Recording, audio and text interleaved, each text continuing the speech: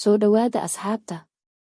Mararka qaar waxaa mugdiga ku dhex isticmaalnaa taleefanadeena, taas oo aan u wanaagsanayn caafimaadka indhaha.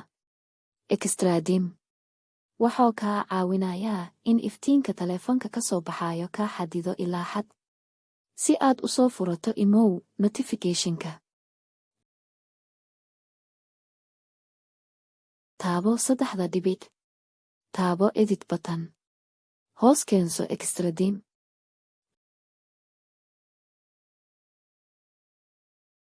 Ama haddii aad meeshaan ka weysay imow settings. Ku qor extra dim inta. Taabo oo soo furo. Waxaad yareyn kartaa iftiinka. Haddii uu kugu jiro update-kii u dambeeyay waxaad samayn kartaa, waxaad dhigan kartaa home